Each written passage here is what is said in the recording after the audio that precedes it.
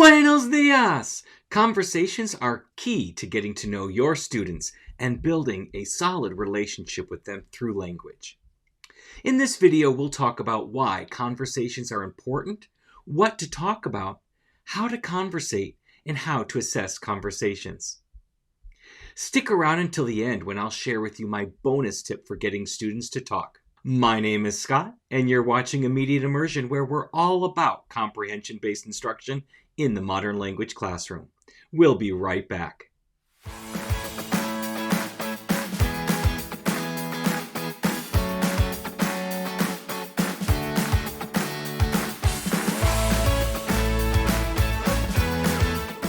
So why are conversations so important?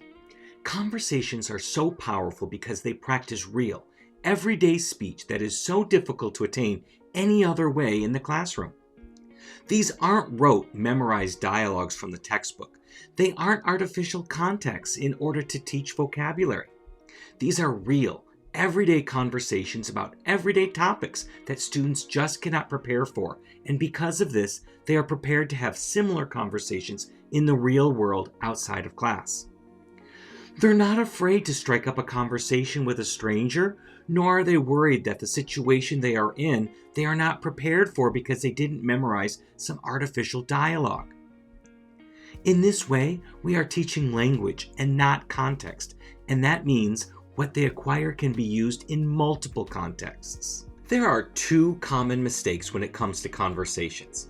The first is that we use conversations to teach vocabulary. Yes, students will learn vocabulary during conversations, but that's never the point. The point is always to get to know our students, and with that, any vocabulary that is part of that will come out naturally. But if we try to teach specific vocabulary within those conversations, the whole activity will feel forced, and you won't have much success. The second common mistake is that we ask a question and quickly move on to the next student. Questions are never one and done. They should spark a conversation, small talk around that question. Ask a few follow-up questions before moving on to the next student. This allows students to feel as if you care about what they have to say, which is extremely important in building successful relationships. If you've committed either of these mistakes, hit that like button. I know I certainly have. So what kinds of things do we talk about? There are lots of things that we can talk about with our students. The key is to talk about things that they care about.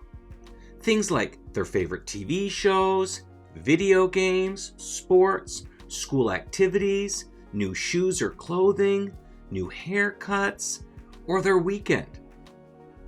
When students talk about what they want, they're more willing to use the language and may even forget that they're in a language class. Let me know in the comments things your students like to talk about. So let's talk about how we do conversations. There are 3 simple steps to having a conversation with your students. First, ask a question. Start by asking a question to a student, and then follow that up with any follow-up questions. Think small talk. Number 2, review with the class. After you've engaged in a bit of small talk with the student, review the information with the class by asking them questions about what they just heard. This allows the class to feel more involved in the conversation and repeats the language so that the patterns are acquired naturally. Step 3, ask more follow-up questions.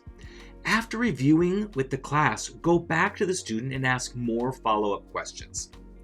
Again, this is to make it more like small talk and less like a class activity. Plus, students get to hear how a real conversation works in the target language.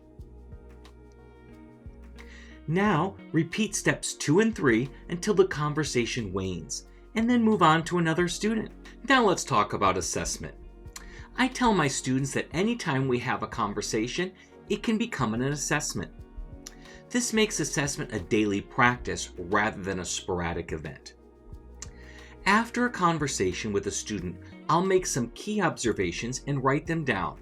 And after 2 or 3 conversations, I'll sum up my observations into a quiz grade. The things I'm looking for are if the student understood the questions, if they respond appropriately, and if they work towards furthering the conversation.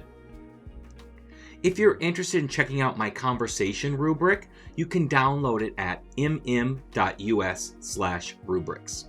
Here are some pro tips to help your conversations be more successful. Number 1, go slowly.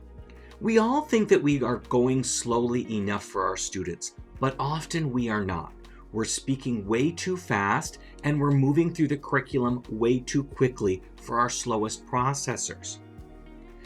One great way to find out if your speed is where it should be is at the end of class, ask one of your slowest processors how the class went and if they understood and if they thought the pace was going too fast or too slow or just right. Number 2, show genuine interest. It's so important that you are genuinely interested in what your students have to say. If you try to fake this, students will figure it out and they'll be less likely to participate in the activity. And lastly, number 3, look for humor. Humor binds all of us as humans, so find ways to find humor in the things that you're talking about and everybody will join in. A lot of the things we talk about can get boring after a while. That's where my bonus tip comes in. I like to shake things up with crazy convo starters. I've collected these from all over the internet and have compiled a list of over 75 crazy convo starters that you can download at mm.us/starters. If you like having conversations with your students in the target language, be sure to hit that like button. And why not subscribe for more comprehension-based language tips each and every week? And here's a video on 5 common mistakes we all make in our language classroom. Check it out. Happy comprehensible input!